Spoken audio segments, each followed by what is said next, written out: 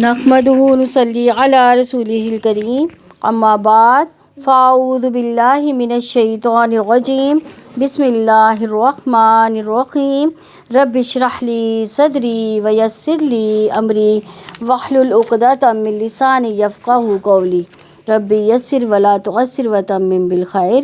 اللہ کے پاک نام سے دوسرے پارے کی ابتدا کرتے ہیں۔ جیسا کہ ہم نے پہلے پارے کے اختتام پر قبلے کے حوالے سے دیکھا کہ کیسے ابراہیم علیہ السلام اور حضرت اسماعیل علیہ السلام قبلے کی تعمیر کرتے ہیں۔ دوسرے پارے کے آغاز میں خوشخبری ہے کیونکہ قبلہ بدلا لیڈر بدلے، کیونکہ پہلے قبلہ بیت المقدس تھا اور یہود اپنے آپ کو ورلڈ لیڈر سمجھتے تھے۔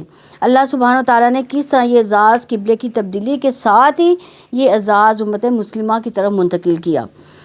پہلے رکوع کے 3 مین پوائنٹ ہیں جن پر بات ہوگی: قبلہ، دوسرا امت وسط یعنی امت مسلمہ، تیسرا حق کی گواہی۔ دوسرے پارے کے آغاز میں ہی قبلہ تبدیلی پر اعتراضات کا جواب ہے۔ ارشاد جہانوں کے رب کا کہ جلد ہی لوگوں میں سے بیوقوف لوگ کہیں گے کہ انہیں کس چیز نے ان کے اس قبلے سے پھیر دیا جس پر وہ تھے۔ آپ کہتے مشرق اور مغرب اللہ تعالیٰ ہی کے لیے ہے، وہ جس کو چاہتا ہے سیدھے راستے کی طرف ہدایت دیتا ہے، اور اس طرح ہم نے تمہیں بہترین امت بنایا تاکہ تم لوگوں پر گواہ ہو جائے اور رسول تم پر گواہ ہو جائے۔ اور جس قبلے پر آپ پہلے تھے اس کو ہم نے صرف اسی لیے قبلہ بنایا تھا کہ ہم جانیں کون رسول کی اتباع کرتا ہے، اس سے جو اپنی ایڑیوں کے بل پلٹ جاتا ہے۔ اور یقیناً یہ بلا شبہ بہت بڑی بات تھی، مگر ان لوگوں کے لیے نہیں جنہیں اللہ تعالیٰ نے ہدایت دی، اور اللہ تعالیٰ کبھی ایسا نہیں ہے کہ تمہارے ایمان کو ضائع کر دے۔ بلا شبہ اللہ تعالیٰ لوگوں پر یقیناً بے حد شفقت کرنے والا، نہایت رحم والا ہے۔ یعنی مشرق و مغرب کی طرف منہ کر کے نماز پڑھنا اصل بات نہیں ہے، بلکہ اصل چیز کیا ہے؟ اللہ تعالیٰ کی فرما برداری، جس طرف وہ حکم دے اس طرف رخ کر کے اصل کام کرنے کا ہے۔ تو یہاں ہم دیکھیں گے کہ بیوقوف کون؟ جو اللہ تعالیٰ کے دین پر، اس کے فیصلوں پر اعتراض کرتا ہے۔ اس کو اس آیت میں دراصل بیوقوف کہا گیا ہے، اور کامیابی یہی ہے کہ انسان صحیح سمت اختیار کرے اور اس کی طرف چلتا رہے، چاہے قدم با قدم چلتا رہے یا دوڑ لگا دے۔ اصل چیز ہے اللہ کی رضا کو پانا۔ تو جو شخص لوگوں کی باتوں سے بے نیاز ہو کر نیکی کا کام کرتا رہتا ہے وہی نیکی پر استقامت بھی اختیار کرتا ہے۔ عقل مند وہی ہے جو رب کے احکامات کو تسلیم کر لیتا ہے۔ قرآن کی آیات یا نبی صلی اللہ علیہ وسلم کی احادیث پر اگر کوئی اعتراض کرتا ہے تو اصل میں وہی ناسمجھ ہے۔ کیا ناسمجھ کی بات کو اہمیت دی جائے گی؟ اللہ رب العزت کی بات کے مقابلے میں ہرگز نہیں دی جائے گی۔ یقیناً ہم آپ کے چہرے کا بار بار آسمان کی طرف پلٹنا دیکھ رہے ہیں۔ کون پلٹ کر دیکھتا تھا آسمان کی طرف؟ نبی صلی اللہ علیہ وسلم۔ تو یقیناً ہم آپ کو لازماً اس قبلے کی طرف پھیر دیں گے جسے آپ پسند کرتے ہیں، سو آپ اپنا چہرہ مسجد حرام کی طرف پھیر دیں۔ تو اور تم جہاں کہیں بھی ہو اپنے چہرے کو اسی کی طرف پھیر لو، اور بلا شبہ وہ لوگ جن کو کتاب دی گئی بے شک وہ جانتے ہیں، بلا شبہ ان کے رب کی جانب سے یہ واقعی حق ہے، اور جو وہ عمل کرتے ہیں اللہ تعالیٰ اسے ہرگز بے خبر نہیں۔ اور یقیناً اگر آپ ان لوگوں کے پاس جنہیں کتاب دی گئی ہر نشانی لے آئیں تب بھی وہ آپ کے قبلے کی طرف پیروی نہیں کریں گے، اور نہ آپ کسی صورت ان کے قبلے کی طرف پیروی کرنے والے ہیں، اور نہ وہ کسی صورت ایک دوسرے کی قبلے کی طرف پیروی کرنے والے ہیں۔ یعنی وہ بھی یہود اور نصارہ ایک دوسرے کے قبلے کی بھی پیروی نہیں کرتے تھے۔ اور یقیناً اگر آپ نے ان کے پاس جو آپ کے پاس علم میں آیا ہے ان کی خواہشات کی پیروی کی تب تو یقیناً آپ ضرور ظالموں میں سے ہو جائیں گے۔ یعنی یہود بیت المقدس کی مشرق کی طرف رخ کر کے نماز پڑھتے تھے، اور عیسائی جو تھے وہ مغرب کی طرف رخ کر کے جو تھے وہ نماز پڑھتے تھے۔ تو جب اللہ تعالیٰ کہتے ہیں کہ جب ان کا اپنا قبیلہ ایک دوسرے سے مختلف ہے تو پھر وہ آپ صلی اللہ علیہ وسلم پر کیوں اعتراض کرتے ہیں؟ اپنے اوپر ظلم کرنا کیا ہے کہ علم آنے کے بعد خواہشات کی پیروی کرنا۔ تو انہوں نے علم آنے کے باوجود بھی کیا کی تھی؟ اپنی خواہشات کی پیروی میں پڑے ہوئے تھے۔ تو جن لوگوں کو ہم نے کتاب دیا وہ اسے بالکل ایسے ہی پہچانتے ہیں جیسا کہ وہ اپنے بیٹوں کو پہچانتے ہیں۔ کون سا علم آیا تھا؟ نبی صلی اللہ علیہ وسلم کا علم، حکمت کا علم، قرآن کا علم۔ وہ ان کو ایسے ہی پہچانتے تھے جیسے بھری محفل میں بندہ اپنے بچوں کو پہچانتا ہے۔ اور واقعتاً انہی میں سے ایک گروہ ایسا بھی ہے جو یقیناً آپ کو چھپاتے ہیں حالانکہ وہ جانتے ہیں۔ یعنی بہت بڑا ظلم ہے علم آ جانے کے بعد حق کو چھپا لینا۔ رسول اللہ صلی اللہ علیہ وسلم نے فرمایا جس شخص سے علم کی کوئی بات پوچھی جائے اور اسے وہ اس کو وہ چھپا دے تو روز قیامت اس کے منہ میں سے آگ کی لگام میں سے ایک لگام لگائی جائے گی۔ آپ کے رب کی طرف سے یہی حق ہے، پس آپ شک کرنے والوں میں سے ہرگز نہ جانا۔ اور ہر ایک کے لیے ایک سمت ہے جس کی طرف وہ منہ پھیرنے والا ہے، سو نیکیوں میں ایک دوسرے سے آگے بڑھو، تم جہاں کہیں بھی ہوگے اللہ تعالیٰ تمہیں اکٹھا کر کے لے آئے گا۔ یقیناً اللہ تعالیٰ ہر چیز پر پوری قدرت رکھنے والا ہے، یعنی ہر شخص کی زندگی کا محور سینٹر آف اٹریکشن ہوتا ہے، اور ہماری زندگی کا محور اور مرکز کیا ہونا چاہیے؟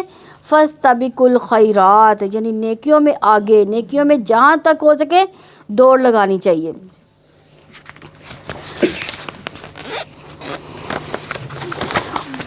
اور جہاں سے بھی آپ نکلے سو اپنا چہرہ مسجد حرام کی طرف کر لیں، اور آپ جہاں سے بھی نکلے تو اپنا چہرہ مسجد حرام کی طرف پھیر لیں، اور یقیناً آپ کے رب کی جانب سے بلا شبہ وہ حق ہے، اور جو بھی تم عمل کرتے ہو اللہ تعالیٰ اس سے ہرگز غافل نہیں ہے۔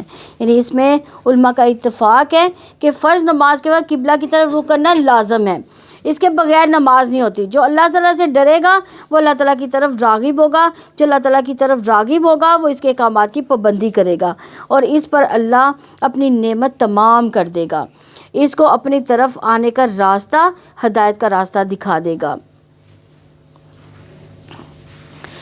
اور جہاں سے آپ نکلے سو اپنا چہرہ مسجد حرام کی طرف جانب پھیر لیں، اور تم جہاں کہیں بھی ہو سو اپنے چہرے اسی کی طرف پھیر لو تاکہ لوگوں کے پاس تمہارے خلاف کوئی حجت نہ رہے، مگر ان میں سے جن لوگوں نے ظلم کیا، چنانچہ تم ان سے مت ڈرو اور مجھ سے ڈرو، اور تاکہ میں اپنی نعمت تم پر پوری کر دوں اور تاکہ تم ہدایت پا جاؤ، جیسا کہ ہم نے تمہارے درمیان تمہیں میں سے ایک رسول بھیجا جو تم پر ہماری آیات تلاوت کرتا ہے، تمہیں پاک کرتا ہے، وہ تمہیں کتاب و حکمت کی تعلیم دیتا ہے، تمہیں وہ کچھ سکھاتا ہے جو تم نہیں جانتے تھے۔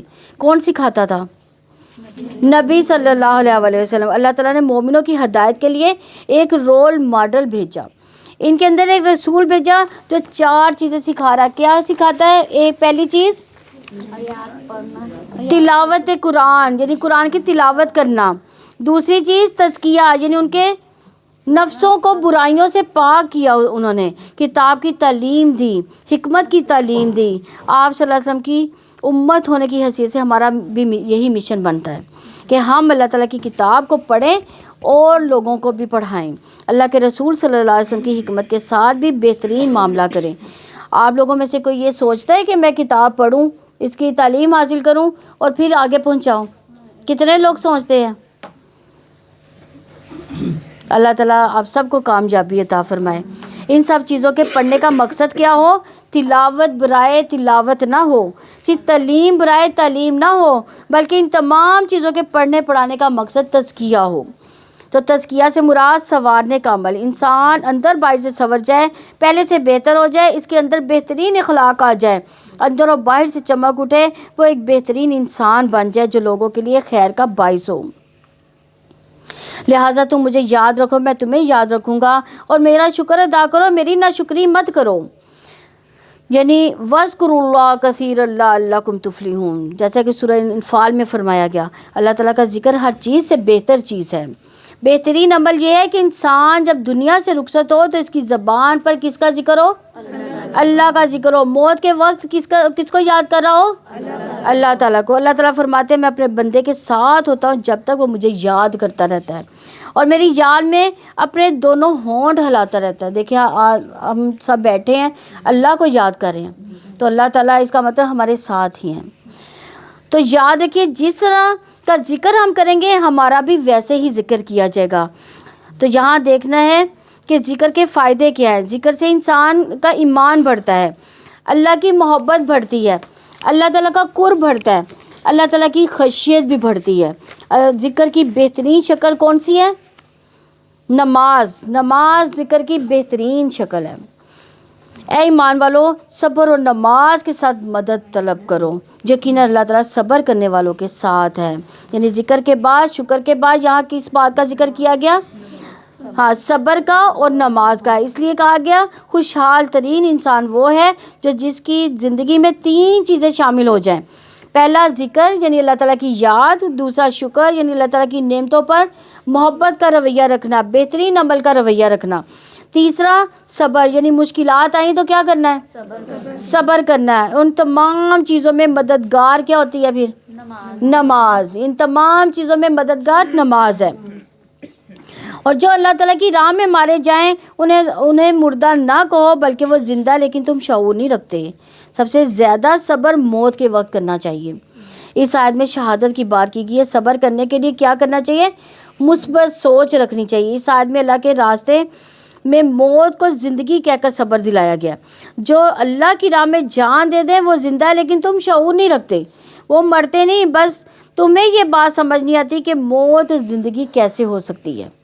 یاد رکھیے صبر تو زندگی بھر کرتے ہی رہنا چاہیے، کیونکہ زندگی میں آزمائشیں آئیں گی۔ اس لیے آگے اللہ تعالیٰ فرماتے ہیں کہ اور یقیناً تمہیں خوف اور بھوک سے مالوں، جانوں اور پھلوں کے نقصان میں سے کسی نہ کسی چیز سے ضرور آزمائیں گے، اور صبر کرنے والوں کو آپ خوشخبری دے دیں۔ یعنی کون کون سی چیزیں آزمائشیں آئیں گی دنیا میں؟ خوف ہوگا، یعنی دشمن کا، مستقبل کا خوف۔ بعض کا ہمارے پاس کوئی چیزیں ہوتی ہیں، کوئی مال و دولت ہوتی ہے، ہمیں اس کے چھن جانے کا خوف ہوتا ہے۔ دوسرا بھوک، یعنی فاقے کا ڈر ہوتا ہے۔ تیسرا جان کی کمی، یعنی اولاد کے فوت ہو جانے کا ڈر ہوتا ہے۔ چوتھا مال کی کمی، یعنی مال کا ضائع ہو جانا۔ پانچواں پھلوں کی کمی، پھل زندگی کا آخری نتیجہ ہوتا ہے، اس کا ضائع ہو جانا۔ یعنی ساری زندگی کام کیا اور جب آخری نتیجہ آیا اس کا پھل کھانے نصیب ہی نہ ہو سکا، اور یہ انسان کے لیے بڑا تکلیف دہ مرحلہ ہوتا ہے، اور اس سے بھی آزمائش ہو سکتی ہے۔ مثلا کسی بچے کو بہت آپ نے محنت سے پڑھایا، اس کو بڑا کیا، لیکن بڑے ہو کر کیا ہوا؟ وہ اللہ تعالیٰ نے لے لیا۔ تو یہ اولاد بھی ایک پھل ہی ہے۔ تو اس پر ہمیں پھر کیا کرنا چاہیے؟ صبر کرنا چاہیے۔ اس لیے فرمایا کہ صبر کرنے والوں ہی کو ان کا پورا پورا بے شمار اجر دیا جائے گا۔ یہ سورہ زمر کی آیت نمبر 10 ہے۔ اس وقت انسان کہے گا کاش دنیا میں سارے ہی بیٹے چلے جاتے، میں کیا سمجھتا تھا کہ یہ تو میری آنکھوں سے اوجھل ہی نہ ہو، یہ تو بڑے ہوں، میں ان کی خوشیاں دیکھوں۔ نہیں، وہ اللہ تعالیٰ نے اجر کی صورت میں سمیٹ لیا، لیکن شرط یہ ہے کہ اگر تم نے صبر کیا تو اس کے لیے یاد رکھیے کہ ہر انسان کی آزمائش ہوتی ہے، ہر ایک کو کسی نہ کسی چیز سے آزمانا ہے اللہ تعالیٰ نے۔ جیسے موسیٰ خوف کا شکار ہوئیں تو کیسے انہوں نے اپنے بیٹے کو دریا میں ڈالا، لیکن ان کے ذریعے سے آزمائش کی گئی نا، کہ یعنی ان کو دریا میں ڈال دیا۔ موسیٰ کون تھی؟ موسیٰ کی ماں۔ موسیٰ علیہ السلام بنی اسرائیل کو لے کر نکلے تو قوم پیچھے فرعونیوں کے آنے سے ڈرنے لگی۔ اس کے لیے یہ بھی آزمائش بن گئی کہ فرعونی پیچھے ان کا پیچھا کر رہے ہیں، آگے سمندر، ادھر پہاڑ، اور پیچھے فرعون تھے، فرعونی تھے۔ تو صبر کا اجر کیسے ملے گا؟ خوشخبری کی صورت میں۔ ان کو کیسے سمندر پار کروا دیا گیا، خیر کثیر کی صورت میں، بے حساب اجر کی صورت میں، مغفرت کی صورت میں۔ تو پھر صبر کا اظہار کیسے ہوگا؟ صبر کا اظہار رویہ اور باتوں سے ہوگا۔ وہ لوگ کہ جب کوئی مصیبت ان پر آتی ہے تو وہ کہتے ہیں بے شک ہم اللہ تعالیٰ کے لیے اور بے شک ہم اسی کی طرف لوٹنے والے ہیں۔ یعنی مصیبت آنے پر یا مصیبت کی بات یاد آنے پر سب سے پہلا جملہ جو ہمارے منہ سے نکلنا چاہیے تو کیا نکلنا چاہیے؟ انا للہ و انا الیہ راجعون۔ جب انسان آخرت کو یاد کر لیتا ہے تو مصیبت ہلکی ہو جاتی ہے۔ اگر انسان سوچے کہ بیٹا چلا گیا تو ہم بھی جانے والے ہیں۔ جن لوگوں نے آخرت اور واپسی کے سفر کو یاد کیا ان کے لیے مصیبتیں آسان ہو گئیں۔ اللہ تعالیٰ اس دعا کے پڑھنے والے کو دنیا میں بھی بہترین نعم البدل عطا کرتے ہیں۔ کون سی دعا؟ انا للہ و انا الیہ راجعون۔ اگر کسی کا چھوٹا بچہ فوت ہو جائے تو اللہ تعالیٰ فرشتوں سے پوچھتے ہیں تم نے میرے بندے کے بیٹے کی روح قبض کر لی؟ وہ کہتے ہیں ہاں۔ اللہ تعالیٰ فرماتے ہیں تم نے اس کے دل کا پھل لے لیا؟ وہ کہتے ہیں ہاں۔ تو اللہ تعالیٰ پوچھتے ہیں میرے بندے نے کیا کہا؟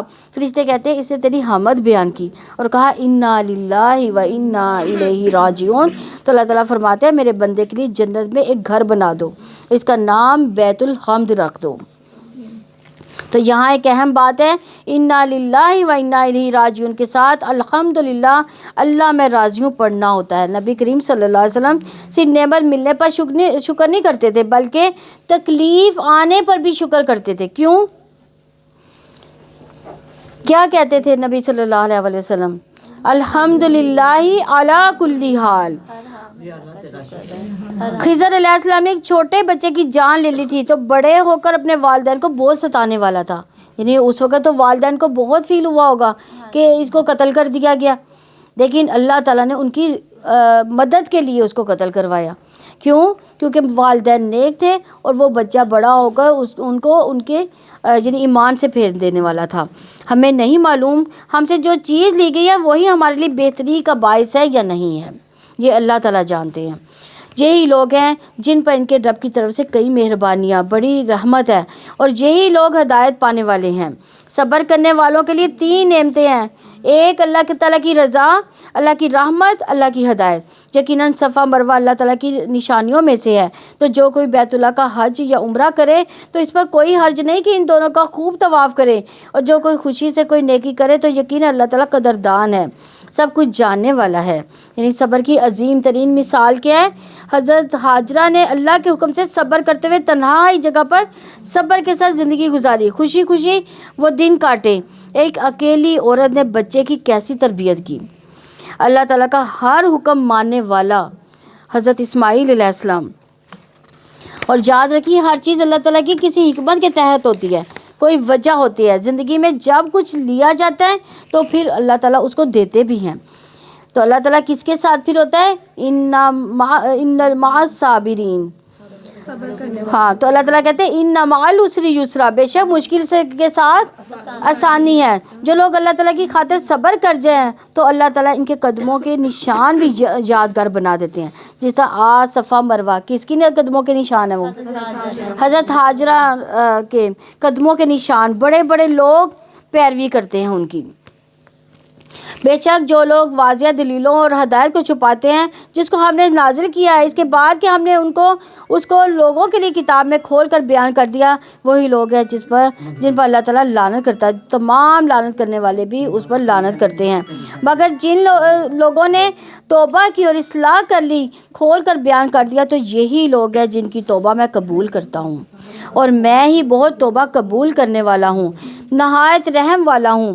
یقیناً جن لوگوں نے کفر کیا مر گئے اس حال میں کہ وہ کافر تھے، وہی لوگ ہیں جن پر اللہ تعالیٰ کی فرشتوں کی تمام لوگوں کی لعنت ہے. یعنی اللہ تعالیٰ کی لعنت سے مراد اللہ تعالیٰ کی رحمت سے محروم ہو گئے. جو لوگ اللہ تعالیٰ پر، آخرت پر، فرشتوں پر، تقدیر کا انکار کرتے ہیں، دنیا سے جائیں گے تو اللہ تعالیٰ کی لعنت کے ساتھ یہ جہنم میں ہمیشہ رہنے والے ہیں. نہ ان سے عذاب کو ہلکا کیا جائے گا، نہ ہی وہ مہلت دیے جائیں گے. اور تمہارا معبود ایک ہی معبود ہے، اس کے سوا کوئی معبود نہیں، وسیع رحمت والا، نہایت رحم والا ہے. یعنی ہم سب کا معبود ایک ہی رب ہے، اس کے سوا کوئی دوسرا اس کی عبادت، صفات، کمالات، جمالات میں کوئی شریک نہیں ہو سکتا.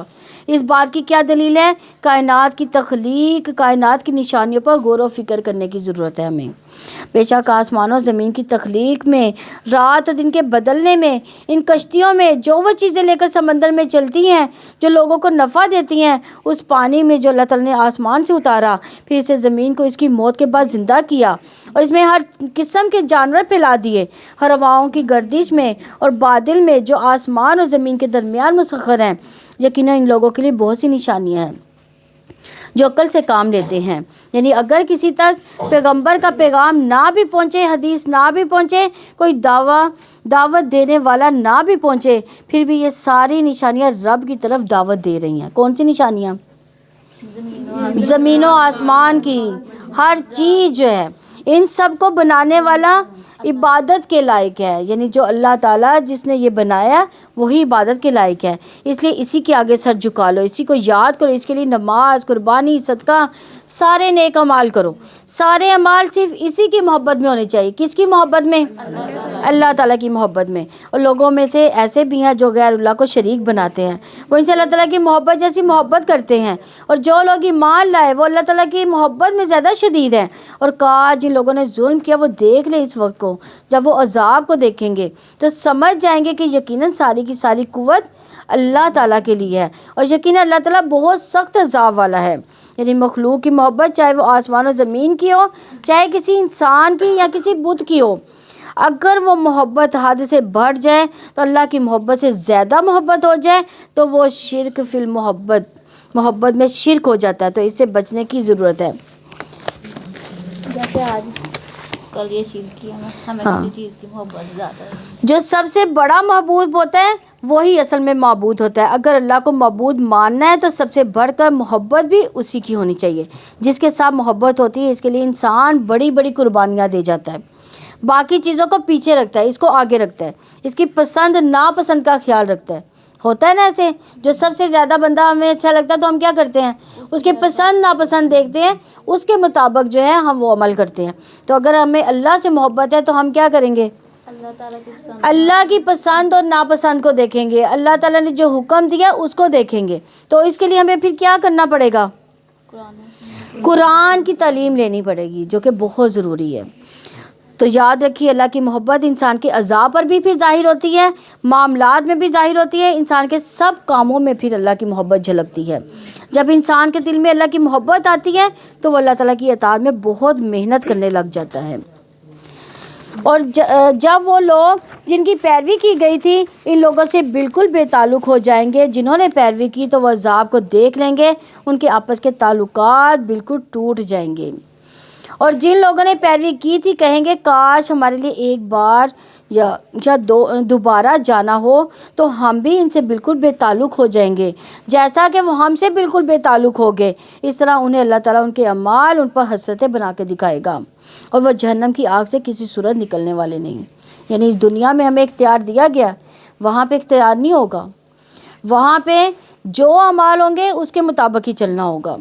تو انسان کے لیے حسرت کے 3 موقع ہوتے ہیں: نافرمان شرک کرنے والے لوگ، دنیا کی محبت میں غرق، اور غیر اللہ کی محبت میں غرق لوگ.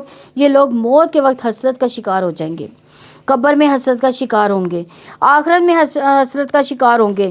سورہ بقرہ کی یہ بہت بڑی جامعہ صورت ہے. حضرت عمر رضی اللہ عنہ یہ صورت 12 سال میں انہوں نے یہ پوری صورت پڑھی تھی، اور جس دن یہ صورت مکمل ہوئی اس دن خوشی میں ایک بہت بڑا اونٹ انہوں نے ذبح کیا تھا. ان کے بیٹے عبداللہ بن عمر رضی اللہ عنہ نے یہ صورت 8 سال میں سمجھی تھی. اور اللہ تعالیٰ سے دعا ہے اللہ تعالیٰ ہمیں بھی اس صورت کے ساتھ ایک طویل عرصہ گزارنے کی توفیق عطا فرمائے، کیونکہ اس صورت میں حلال و حرام، عقیدہ، اخلاق جیسے موضوعات ہیں. یہ دین کی جامعہ شکل ہے. اگر سورہ بقرہ پڑھ لی جائے تو پورے کا پورا دین ہمیں سمجھ آ سکتا ہے.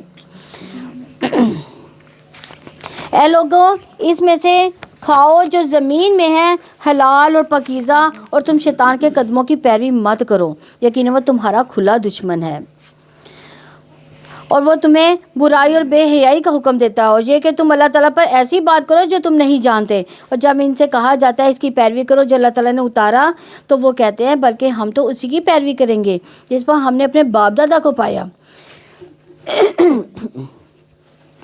کیا اگرچہ ان کے باپ دادا تھوڑی سی عقل بھی نہ رکھتے ہوں اور نہ ہی وہ ہدایت پانے والے ہوں؟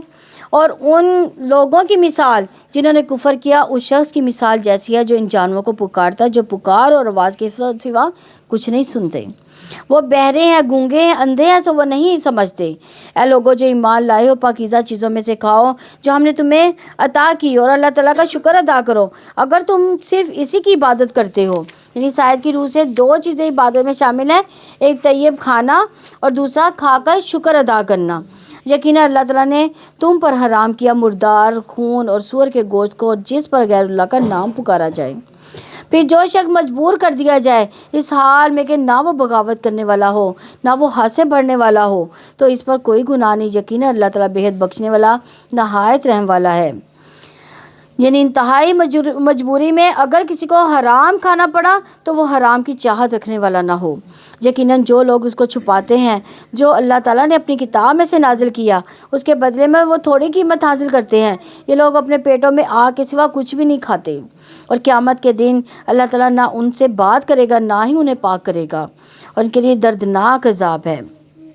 یہی لوگ ہیں جنہوں نے ہدایت کے بدلے میں گمراہی کو اور بخشش کے بدلے میں عذاب کو خریدا. سو وہ آگ پر کس قدر صبر کرنے والے ہیں. اس کی وجہ یہ ہے کہ اللہ تعالیٰ نے اس کتاب کو یقیناً حق کے ساتھ نازل فرمایا، اور وہ لوگ جنہوں نے اس کتاب میں اختلاف کیا بلا شبہ وہ بہت دور کی مخالفت میں ہیں. نیکی یہی نہیں ہے کہ تم اپنے چہرے کو مشرق و مغرب کی طرف پھیر دو، لیکن اصل نیکی اس کی ہے جو آدمی اللہ تعالیٰ پر، آخرت کے دن پر، فرشتوں پر، کتاب پر، نبیوں پر ایمان لائے اور مال دے اس کی محبت کے باوجود.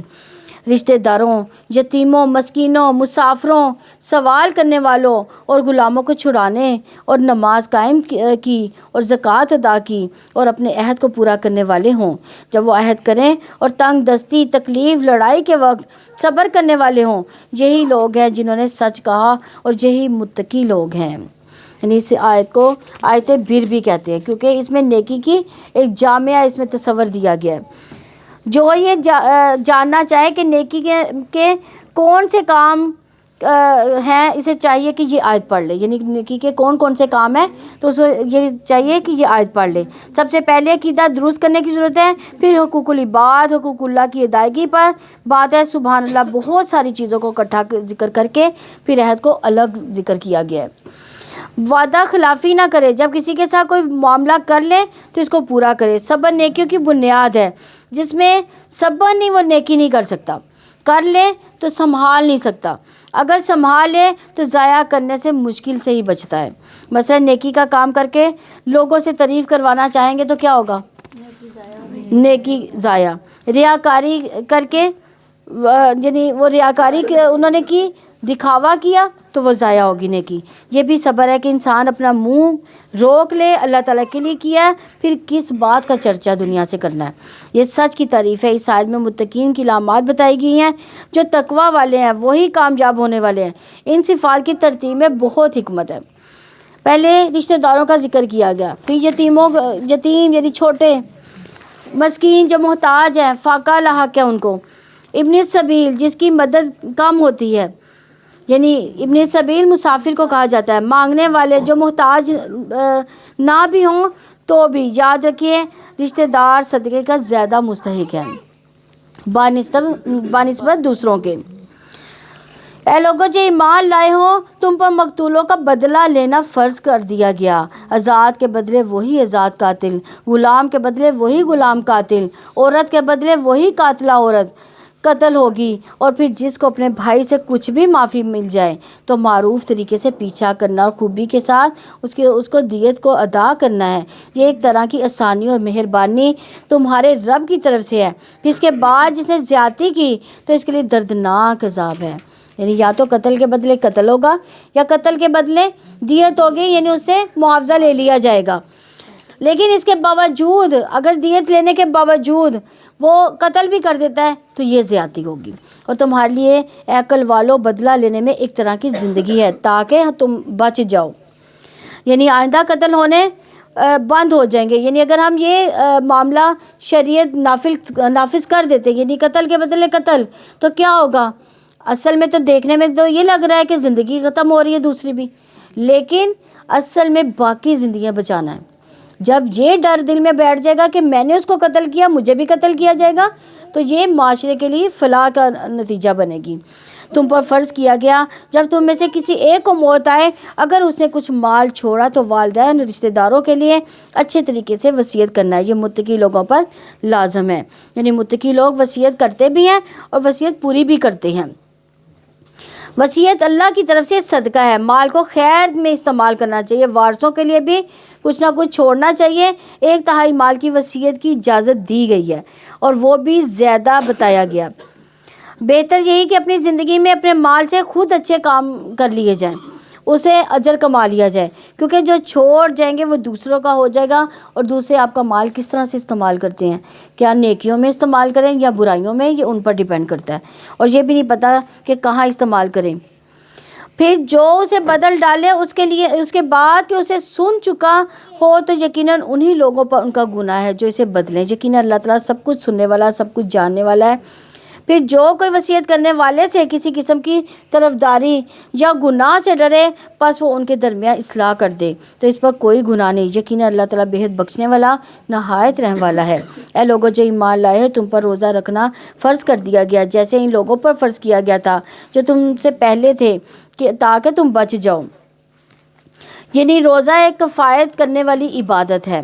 ابو ذر رضی اللہ نے آپ صلی اللہ علیہ وسلم سے پوچھا کہ یہ روزہ کیا ہے؟ آپ صلی اللہ علیہ وسلم نے فرمایا، اے ابو ذر، یہ ایک ایسا فرض ہے جو آخرت میں کفایت کر دینے والا ہے۔ یہ منفرد عمل ہے، خیر کا دروازہ۔ یہ جو ایمان اور ثواب کی امید سے روزے رکھے، اس کے اگلے پچھلے گناہ معاف کر دیے جائیں گے۔ روزے کا اجر اللہ کے ذمہ ہے، روزے کو اللہ نے اپنے لیے خاص کیا ہے۔ روزہ تقویٰ پیدا کرنے میں بہت اہم کردار ادا کرتا ہے، جس میں تقویٰ آ جاتا ہے اس کے سارے کام آسان ہو جاتے ہیں، اللہ تعالیٰ اس کے سارے کام آسان کر دے گا۔ یاد رکھیں روزہ سے تقویٰ اور پھر تقویٰ سے آسانی ہوتی ہے۔ چند گنے ہوئے دنوں میں پھر جو کوئی تم میں سے بیمار ہو یا کسی سفر پر ہو تو دوسرے دنوں میں تعداد پوری کرنا ہے ان لوگوں پر جو اس کی طاقت رکھتے ہیں۔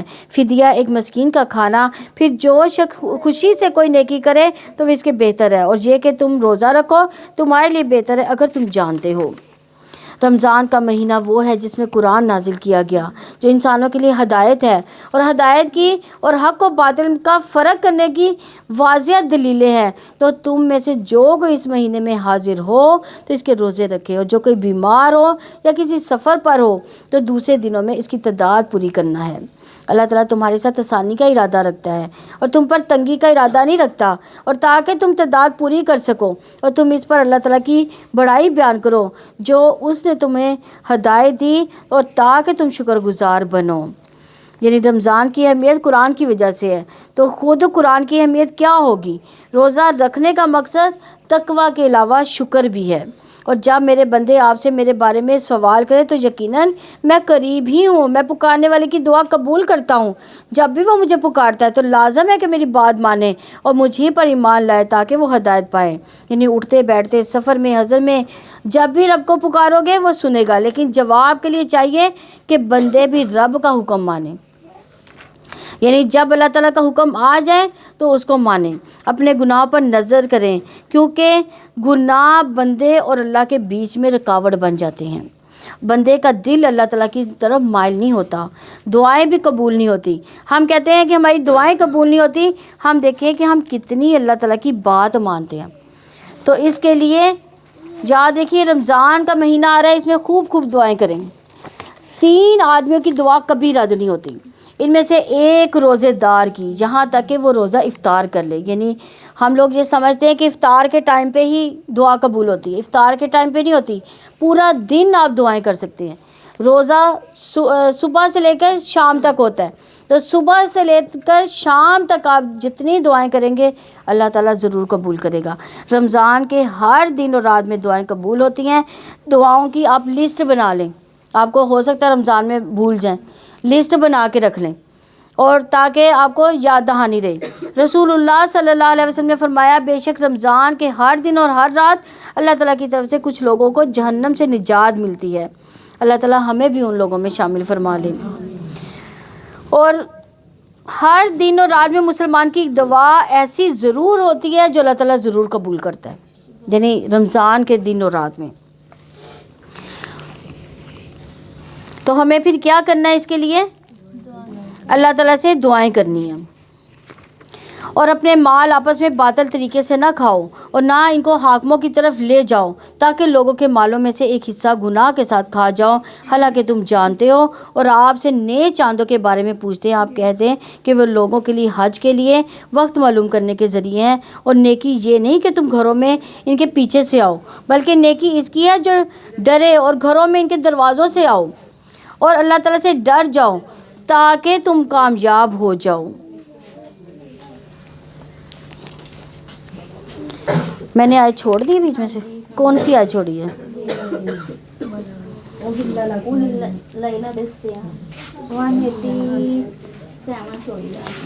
اچھا، تمہارے لیے روزوں کی رات میں اپنی عورتوں سے صحبت کرنا حلال کر دیا گیا، وہ تمہارے لیے لباس ہے اور تم ان کے لیے لباس ہو۔ اللہ تعالیٰ نے جان لیا کہ تم اپنے آپ سے خیانت کرتے تھے تو اس نے تم پر مہربانی فرمائی، اس نے تمہیں معاف کر دیا، تو اب تم اسے مباشرت کرو، اور اللہ تعالیٰ نے تمہارے لیے جو لکھ دیا اسے طلب کرو، اور کھاؤ پیو یہاں تک کہ تمہارے لیے سیاہ دھاگے سے فجر کا سفید دھاگا کہ خوب ظاہر ہو جائے، پھر رات تک روزے کو پورا کرو۔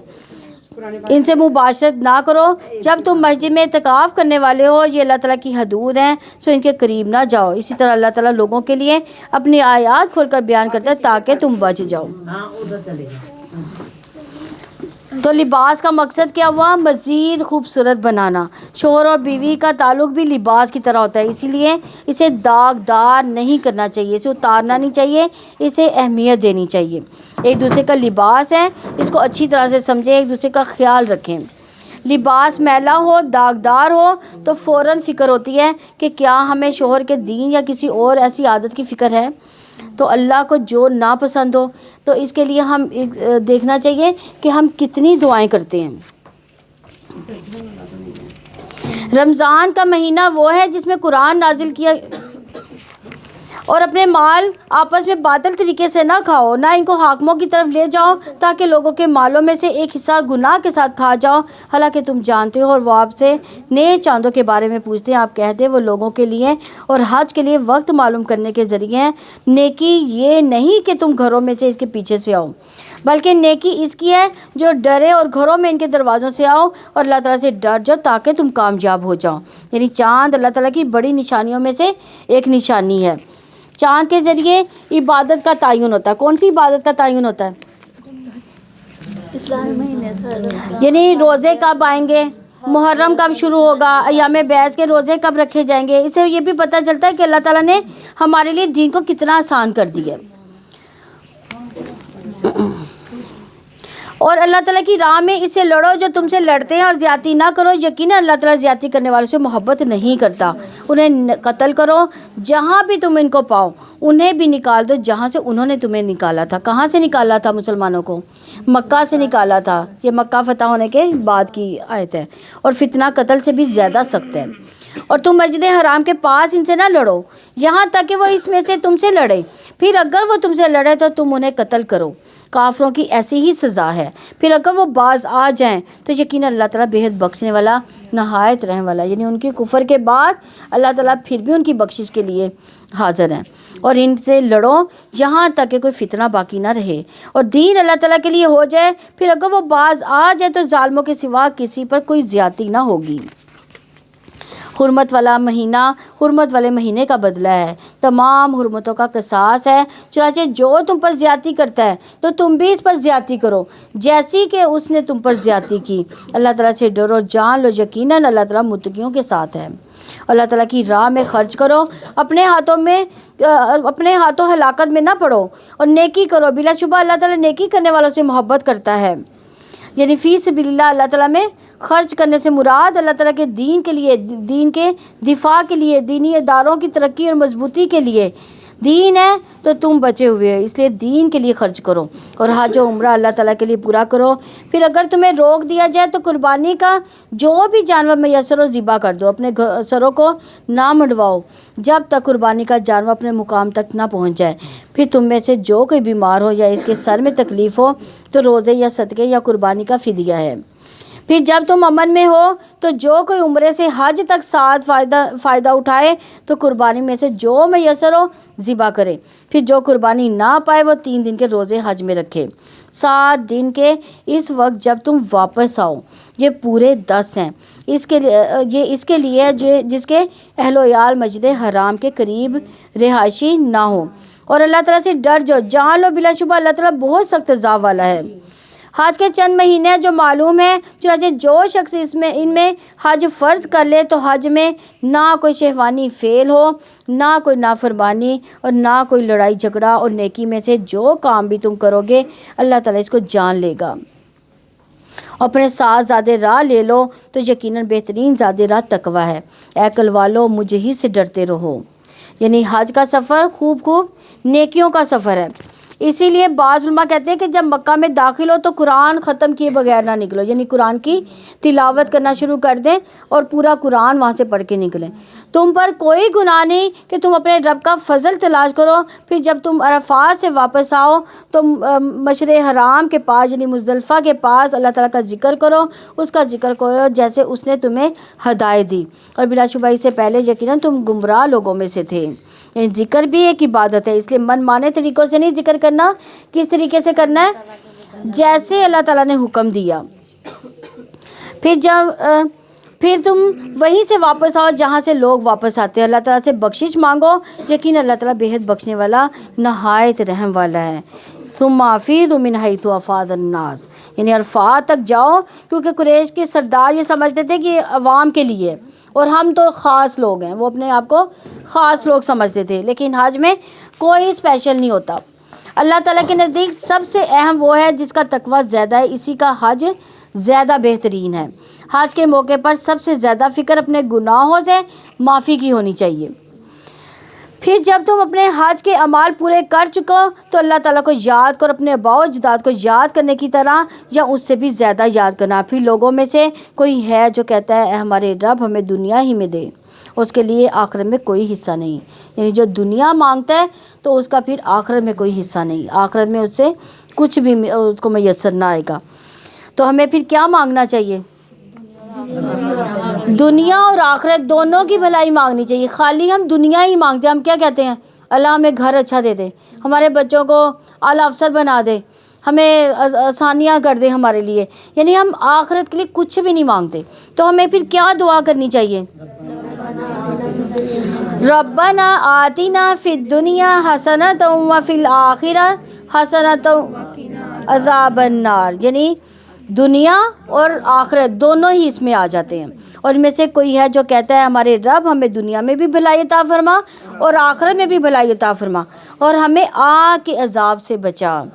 یہی لوگ ہیں جن کے لیے ان میں سے ایک حصہ ہے جو انہوں نے کمایا، اور اللہ تعالیٰ بہت جلد حساب لینے والا ہے۔ اور گنتی کے چند دنوں میں اللہ تعالیٰ کو یاد کرو، پھر جو شخص 2 دن میں جلدی کرتا ہے تو اس پر کوئی گناہ نہیں، اور جو تاخیر کرے تو اس پر بھی کوئی گناہ نہیں۔ اس کے لیے جو اللہ تعالیٰ سے ڈرے اور اللہ تعالیٰ سے ڈرو اور جان لو کہ یقیناً تم اس کی طرف جمع کیے جاؤ گے۔ یعنی اللہ تعالیٰ اعمال اور دلوں کو دیکھتا ہے، وہ شکلوں اور مالوں کو نہیں دیکھتا۔ اور لوگوں میں سے کوئی ہے جس کی بات دنیا کی زندگی میں آپ کو پسند آتی ہے، جو اس کے دل میں ہے اس پر وہ اللہ تعالیٰ کو گواہ بناتا ہے، حالانکہ وہ جھگڑے میں سخت جھگڑالو ہے۔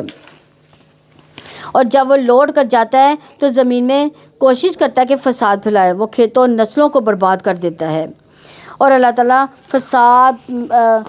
فساد کو پسند نہیں کرتا۔ اور جب اسے کہا جاتا ہے کہ اللہ تعالیٰ سے ڈرو تو اس کی عزت اسے گناہ کے ساتھ پکڑ لیتی ہے، چنانچہ اس کے لیے جہنم کافی ہے، اور یقیناً وہ بہت ہی برا ٹھکانہ ہے۔ اور لوگوں میں سے کوئی ہے جو اللہ تعالیٰ کی رضامندی کی تلاش میں اپنی جان تک بیچ دیتا ہے۔ اللہ تعالیٰ بندوں پر بے حد نرمی کرنے والا ہے۔ اے لوگوں جو ایمان لائے، اسلام میں پورے کے پورے داخل ہو جاؤ اور شیطان کے قدموں کے پیچھے نہ چلو، یقیناً وہ تمہارا کھلا دشمن ہے۔ پھر اگر اس کے بعد تم پھسل گئے تو تمہارے پاس واضح دلائل آ چکے تھے، تو جان لو کہ یقیناً اللہ تعالیٰ سب پر غالب کمال حکمت والا ہے۔ یعنی عبادت، معاملات، لباس، غذا، شادی بیاہ، طلاق، ہر غرض، ہر معاملے میں اسلام کے اصولوں کے مطابق چلو۔ شیطان کے اچکنے سے اس کو موقع نہ دو۔ وہ انتظار نہیں کرتے مگر یہ کہ اللہ تعالیٰ اور فرشتے اس کے پاس بادلوں کے سائبانوں میں آئے اور کام پورا کر دیا جائے۔ اللہ تعالیٰ ہی کی طرف سارے معاملات لوٹائے جاتے ہیں۔ اب بنی اسرائیل سے پوچھو، ہم نے انہیں کتنی ہی کھلی نشانیاں دی، اور جو کوئی اللہ تعالیٰ کی نعمت کو بدل دے اس کے بعد کہ وہ اس کے پاس آ چکی ہو تو یقیناً اللہ تعالیٰ بہت سخت سزا دینے والا ہے۔ دنیا کی زندگی ان کے لیے خوشنما بنا دی گئی۔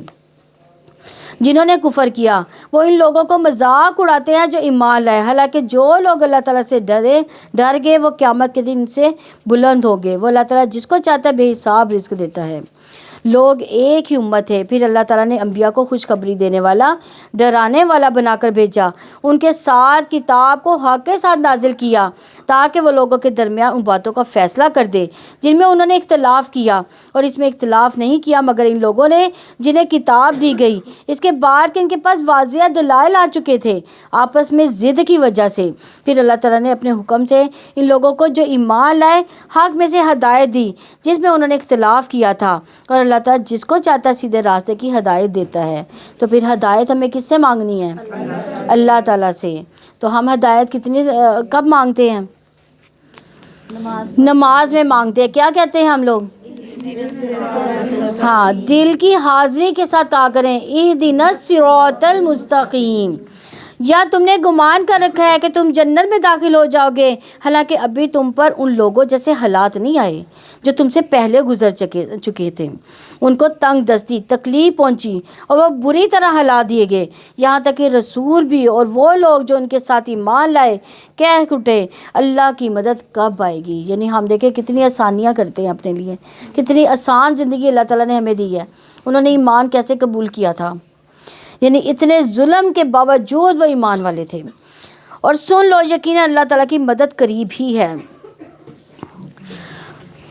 آپ سے پوچھتے ہیں کہ وہ کیا خرچ کریں، آپ کہہ دو کہ جو مال تم خرچ کرو وہ والدین اور رشتہ داروں، یتیموں، مسکینوں، مسافروں کے لیے ہے۔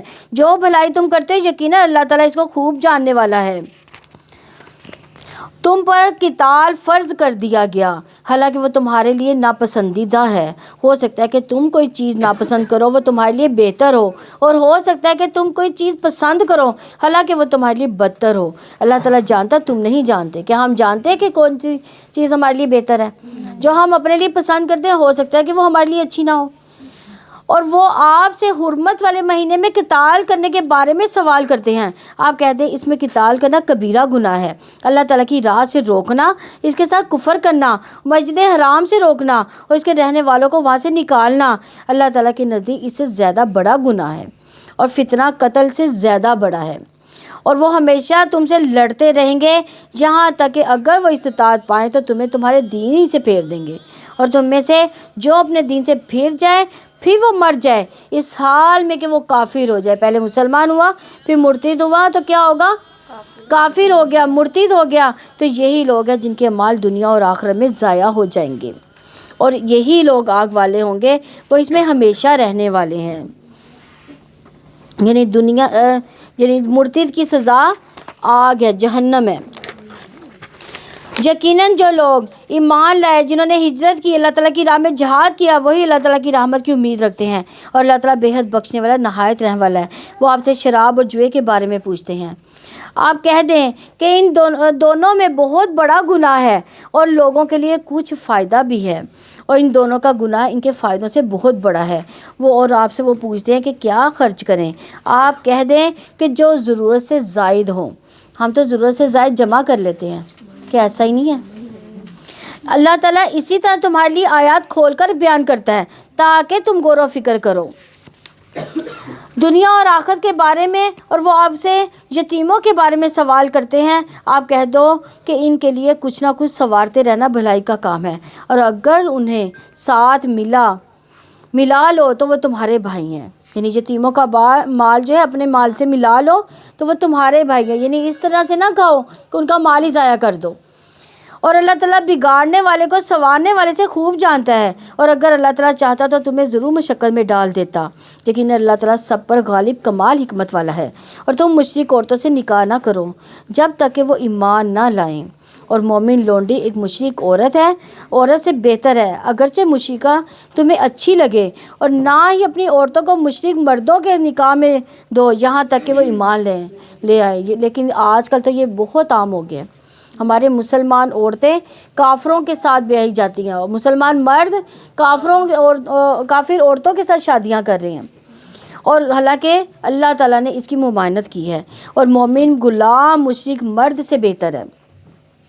اگرچہ مشرک تمہیں اچھا لگے، وہ لوگ آگ کی طرف بلاتے ہیں، اور اللہ تعالیٰ اپنے حکم سے جنت و مغفرت کی طرف بلاتا ہے، اور وہ لوگوں کے لیے اپنی آیات کھول کر بیان کرتا ہے تاکہ وہ نصیحت حاصل کریں۔ اور وہ آپ سے حیض کے بارے میں سوال کرتے ہیں، آپ کہہ دو وہ گندگی ہے، چنانچہ حیض میں عورتوں سے الگ رہو، اور جب تک وہ پاک نہ ہو جائیں ان کے قریب نہ جاؤ۔ پھر جب وہ غسل کر لیں تو جہاں سے اللہ تعالیٰ نے تمہیں حکم دیا ہے ان کے پاس آؤ، یقیناً اللہ تعالیٰ بہت توبہ کرنے والوں اور بہت پاک رہنے والوں سے محبت کرتا ہے۔ یعنی توبہ دلوں کی پاکیزگی اور گناہوں سے پاکیزگی کا نام ہے۔ ساتھ ہی اپنے ظاہر کو بھی پاک صاف رکھو، تمہاری عورتیں تمہارے لیے کھیتیاں ہیں، چنانچہ جہاں سے چاہو اپنی کھیتی میں آؤ، اپنی جان کے لیے عمل آگے بھیجو، اللہ تعالیٰ سے ڈرو، جان لو یقیناً تم اس سے ملاقات کرنے والے ہو، اور آپ ایمان والوں کو خوشخبری دے دیں۔ یعنی عورت کو اللہ تعالیٰ نے بہت قیمتی چیز یعنی کھیت سے تشبیہ دی ہے۔ اس کے بعد فرمایا اپنے نیک اعمال آگے بھیجنے کی اور اولاد کی بھی فکر کرو، اور اللہ تعالیٰ کو اپنی قسموں کا نشانہ نہ بناؤ کہ نہ تم نیکی کرو گے، نہ تم گناہوں سے بچو گے، اور نہ تم لوگوں کے درمیان اصلاح کرو گے، اور اللہ تعالیٰ سب کچھ سننے والا، سب کچھ جاننے والا ہے۔ اللہ تعالیٰ تمہاری لو قسموں پر تمہیں نہیں پکڑتا، وہ اس وجہ سے تمہیں پکڑتا ہے کہ تمہارے دلوں نے کمایا، اور اللہ تعالیٰ بے حد بخشنے والا، نہایت بردبار ہے۔ ان لوگوں کے لیے جو اپنی عورتوں سے نہ ملنے کی قسم کھا بیٹھیں، انہیں 4 ماہ تک انتظار کرنا ہے، پھر اگر وہ رجوع کر لیں تو اللہ تعالیٰ یقیناً بے حد بخشنے والا، نہایت رحم والا ہے۔ یعنی ترک تعلق کی قسم کھانا، اس کو الا کہا جاتا ہے۔ 4 ماہ تک قسم کھانے کے بعد رجوع کر سکتا ہے، اور اگر 4 ماہ سے پہلے رجوع کر لیا تو کیا کرے گا؟ وہ قسم کا کفارہ ادا کرنا ہوگا۔ اگر 4 ماہ کے گزرنے کے بعد اس معاملے کو مزید طول نہیں دیا جائے گا تو یا تو رجوع کر لیا جائے گا یا پھر الگ ہو جائے گا اس سے۔ اور اگر وہ طلاق دینے کا ارادہ کریں تو اللہ تعالیٰ یقیناً سب کچھ سننے والا، سب کچھ جاننے والا ہے۔ اور طلاق یافتہ عورتیں اپنے آپ کو 3 حیض تک انتظار میں رکھیں، اور ان کے لیے جائز نہیں کہ وہ اس چیز کو چھپائیں جس کو اللہ تعالیٰ نے ان کے رحموں میں پیدا کیا، اگر وہ اللہ تعالیٰ اور آخرت کے دن پر ایمان رکھتی ہیں، اور ان کے شوہر اس دوران میں انہیں واپس لینے کے زیادہ حقدار ہیں اگر وہ اصلاح کرنے کا ارادہ رکھتے ہیں۔ اور عورتوں کے بھی معروف کے مطابق ویسے ہی حقوق ہے جیسے ان کے اوپر حق ہے، اور مردوں کا ان پر ایک درجہ ہے، اور اللہ تعالیٰ سب پر غالب کمال حکمت والا ہے۔ یعنی یہ درجہ اللہ تعالیٰ نے رکھا ہے، یہ درجہ نہ تو رسول اللہ صلی اللہ علیہ وسلم نے خود سے یہ بتایا، نہ کسی اسکالر نے کہا، بلکہ اللہ تعالیٰ نے بتایا، یہ اللہ کی تقسیم ہے۔ بیوی پر شوہر کی اطاعت معروف ہے، لازم ہے، اس لیے اللہ تعالیٰ کے بعد شوہر کا حق ہے۔ رسول اللہ صلی اللہ علیہ وسلم نے فرمایا، اگر میں اللہ کے سوا کسی اور کو سجدہ کرنے کا حکم دیتا تو بیوی کو دیتا کہ وہ اپنے شوہر کو سجدہ کرے۔ حدیث کے مطابق عورت اس وقت تک اپنے رب کا حکم ادا نہیں کر سکتی جب تک شوہر کا حق نہ ادا کرے۔ یعنی ایسی عورت کو ایمان کی حلاوت نہیں ملتی جو شوہر کے ساتھ حسن سلوک نہ کرے۔ عورت اگر پلان پر سوار ہو، اس کا شوہر اسے بلائے تو اسے پھر انکار نہیں کرنا چاہیے، فوراً ہی اس کے پاس جانا چاہیے۔ رجعی طلاق 2 بار ہے، پھر یا تو اچھے طریقے سے روک لینا ہے یا نیکی کے ساتھ رخصت کر دینا ہے۔ اور تمہارے لیے حلال نہیں کہ تم اس میں سے لے لو جو کچھ بھی تم نے اس کو مہر میں دیا، مگر دونوں کو خوف ہو کہ وہ دونوں اللہ تعالیٰ کی حدود کو قائم نہ رکھ سکیں گے۔ پھر اگر تمہیں خوف ہو کہ وہ دونوں اللہ کی حدود کو قائم نہ رکھ سکیں گے تو ان دونوں پر اس میں کوئی گناہ نہیں جو عورت خلا کے فدیے میں دے، یہ اللہ تعالیٰ کی حدود ہیں، چنانچہ ان سے آگے نہ بڑھو، اور جو اللہ تعالیٰ کی حدود سے آگے بڑھے گا تو یہی لوگ ظالم ہیں۔ یعنی بیچ بیچ میں حقوق کی بات اس لیے کی گئی ہے کہ طلاق تک نوبت اس وقت آتی ہے جب ایک دوسرے کے حقوق ادا نہ ہو، تو جب حقوق ادا ہوں گے تو پھر طلاق تک نوبت ہی نہ آئے گی۔ پھر اگر وہ اسے 3ری مرتبہ طلاق دے دے تو وہ اس کے بعد اس کے لیے حلال نہ ہوگی جب تک وہ اس کے علاوہ کسی دوسرے شوہر سے نکاح نہ کر لے۔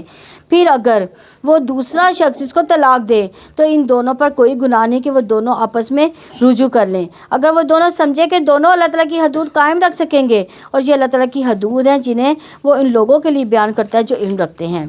اور جب تم اپنی عورتوں کو طلاق دو پس وہ اپنی عدت کو پہنچ جائے تو اچھے طریقے سے انہیں روک لو یا اچھے طریقے سے انہیں چھوڑ دو، اور انہیں تکلیف دینے کے لیے نہ روکے رکھو کہ تم زیادتی کرو، اور جو ایسا کرے تو یقیناً اس نے اپنی جان پر ظلم کیا۔ اللہ تعالیٰ کی آیات کو مذاق نہ بناؤ، اپنے اوپر اللہ تعالیٰ کی نعمت کو یاد کرو، اور جو کتاب و حکمت میں سے اس نے تم پر نازل کیا وہ تمہیں اس کے ساتھ نصیحت کرتا ہے، اور اللہ تعالیٰ سے ڈرو اور جان لو یقیناً اللہ تعالیٰ ہر چیز پر خوب جاننے والا ہے۔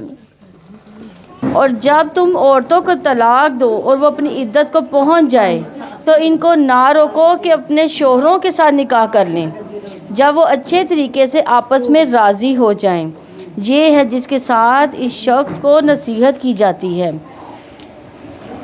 جو تم میں سے اللہ تعالیٰ پر یوم آخرت پر ایمان رکھتا ہے، یہی تمہارے لیے زیادہ پاکیزہ اور صاف ستھرا ہے، اور اللہ تعالیٰ جانتا ہے اور تم نہیں جانتے۔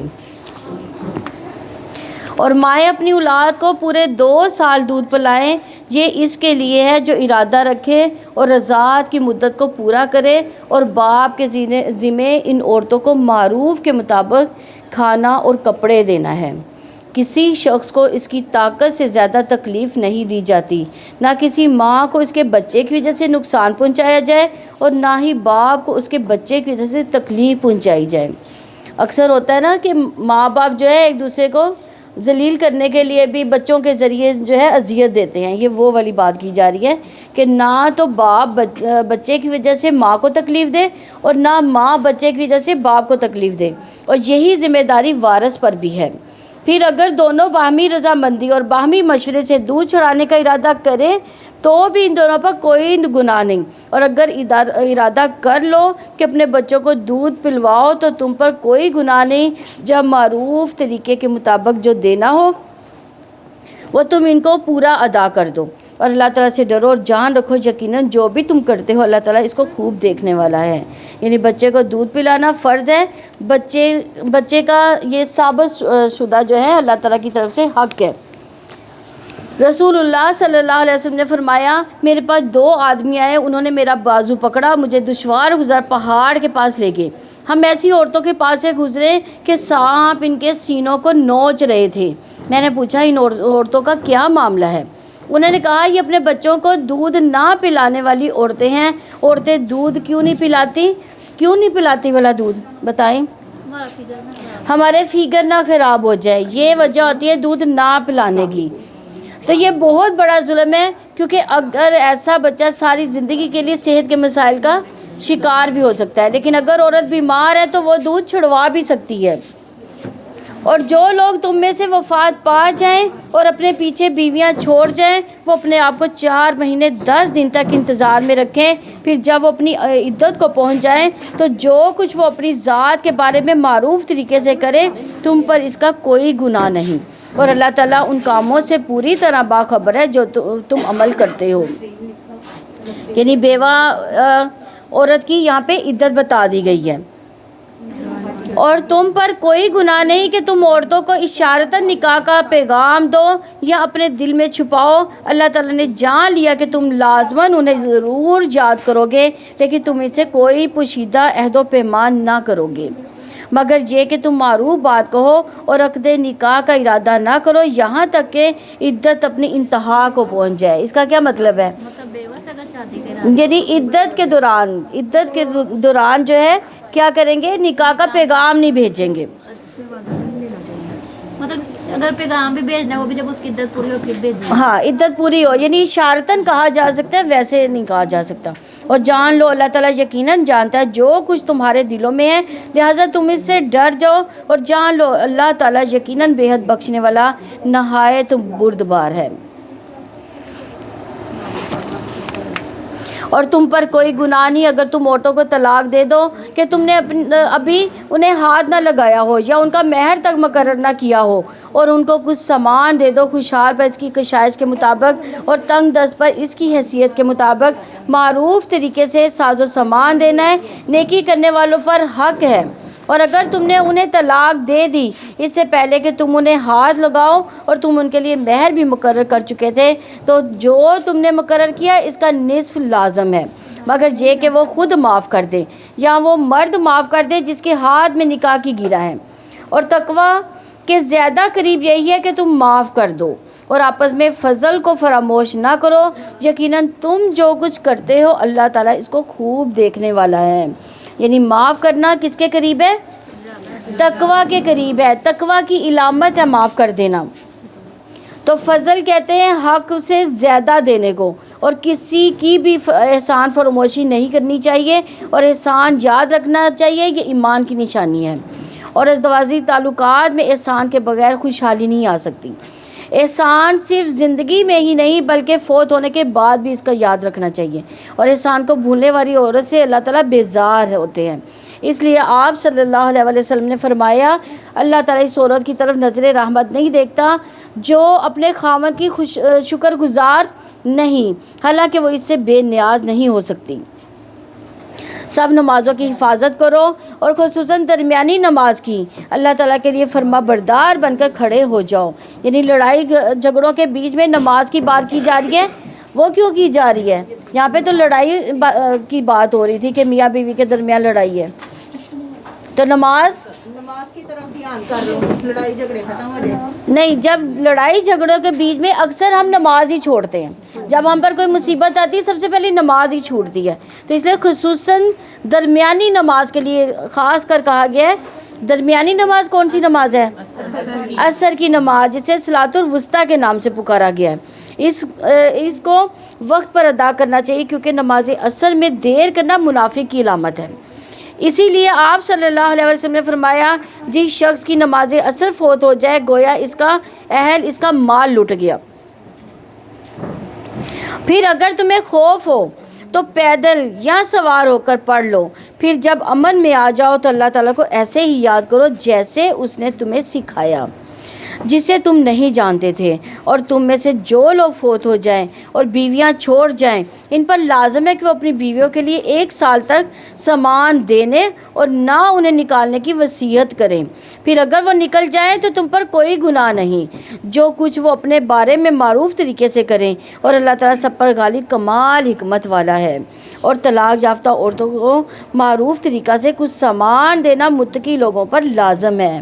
یعنی کس طرح اللہ تعالیٰ عورتوں کے حقوق کی حفاظت کرنے کا فرما رہے ہیں، اور متقی تو اللہ تعالیٰ کے حکم پر عمل کرتے ہیں۔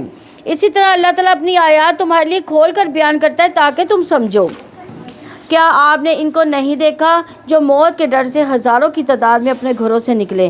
تو اللہ تعالیٰ نے ان سے کہا مر جاؤ، پھر اس نے انہیں زندہ کیا۔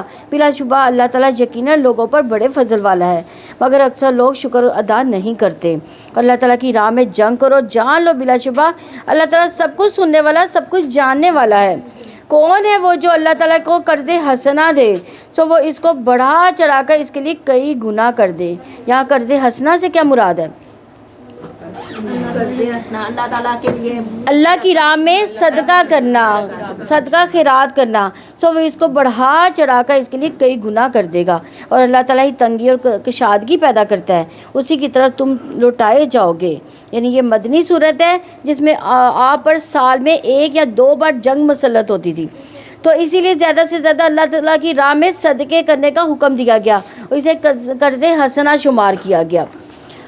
اور قرض حسنہ وہ قرض ہوتا ہے جس میں ثواب کی امید رکھی جاتی ہے، جو دل کی خوشی سے دیا گیا ہو۔ ابن مبارک کہتے ہیں وہ قرض جو حلال مال سے دیا جائے، جسے دے کر احسان نہ جتلایا جائے، اذیت نہ دی جائے۔ کیا آپ نے موسیٰ کے بعد بنی اسرائیل کے سرداروں کو نہیں دیکھا جب انہوں نے اپنے نبی سے کہا ہمارے لیے کسی کو بادشاہ بنا دیں کہ ہم اللہ تعالیٰ کے راستے میں جنگ کریں؟ نبی نے جواب دیا یقیناً قریب ہو تم کہ اگر تم پر جنگ فرض کر دی جائے کہ تم قتال ہی نہ کرو۔ انہوں نے کہا، یعنی انہیں نبی کو کیا ڈر تھا کہ یہ ابھی تو کہہ رہے ہیں کہ جنگ کرنے کا حکم صادر کر دے اللہ تعالیٰ، لیکن ان کو کیا ڈر تھا کہ جنگ کا حکم آیا تو یہ پھر نہ جائیں اس بات سے۔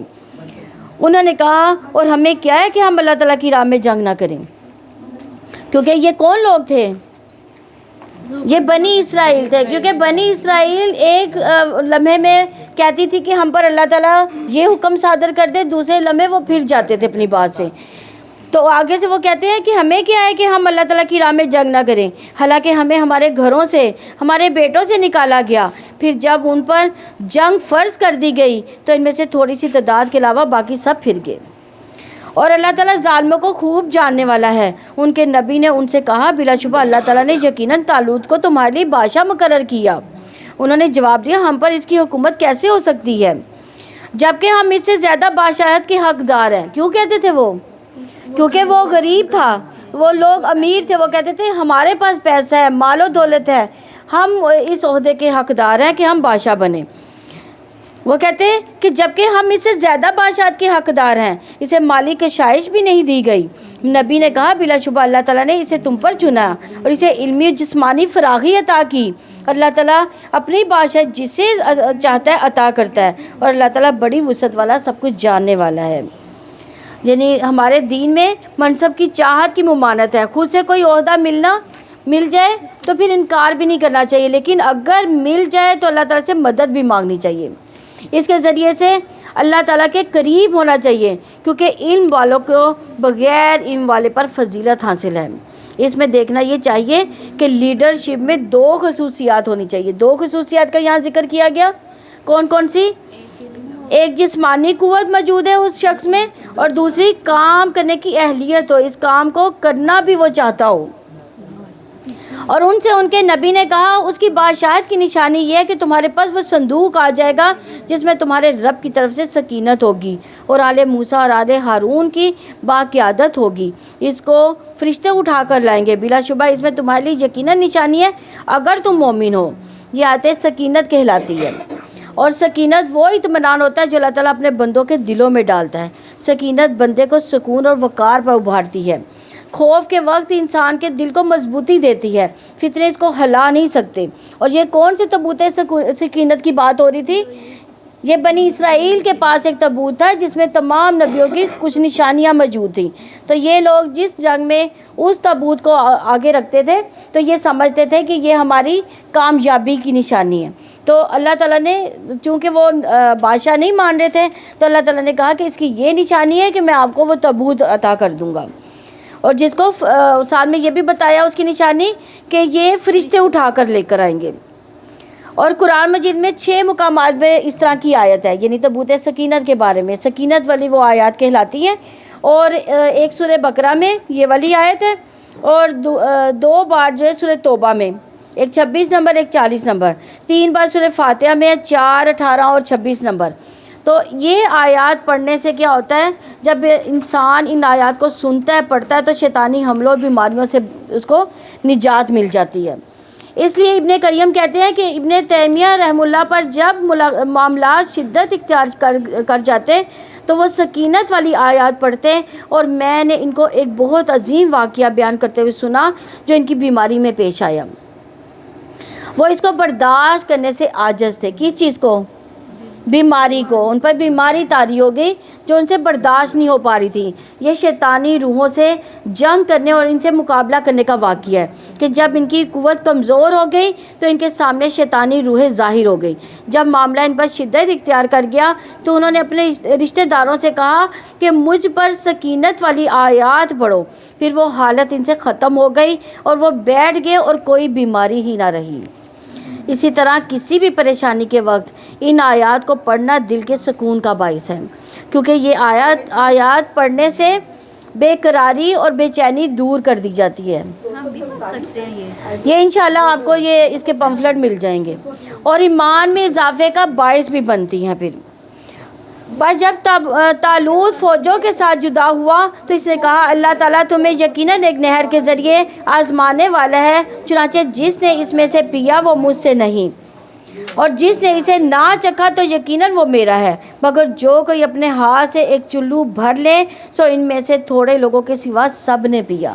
یعنی اللہ تعالیٰ نے دیکھے کیسے آزمائش کی، صحرا تھا، پیاس بھی شدت کی تھی، لیکن اللہ تعالیٰ نے ان کی آزمائش کرنی تھی تو ان کو کیا کہا گیا کہ نہر آئے گی لیکن آپ نے پانی نہیں پینا، لیکن ایک چلو یعنی ایک گھونٹ پیا جا سکتا ہے، اس سے زیادہ نہیں۔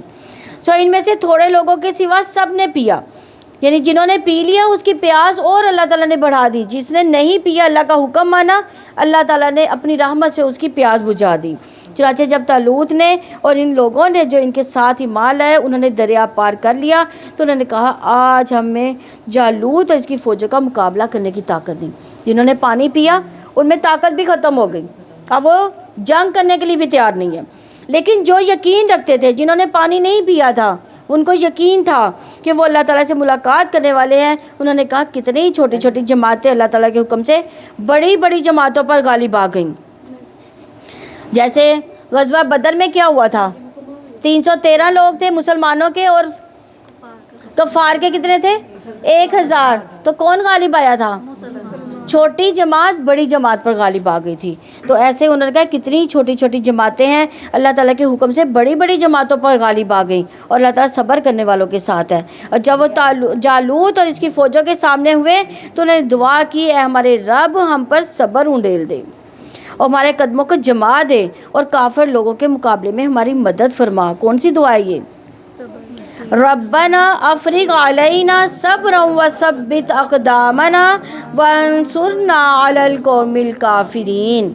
چنانچہ انہوں نے اللہ تعالیٰ کے حکم سے انہیں شکست دی، اور داؤد نے جالوت کو قتل کر دیا، اور اللہ تعالیٰ نے اس کو بادشاہت اور حکمت عطا کی، اور جتنا اس نے چاہا اسے علم بھی عطا فرمایا، اور اگر اللہ تعالیٰ بعض لوگوں کو بعض کے ذریعے سے ہٹاتا نہ رہتا تو زمین یقیناً فساد سے بھر جاتی، لیکن اللہ تعالیٰ تمام جہانوں پر بڑے فضل والا ہے۔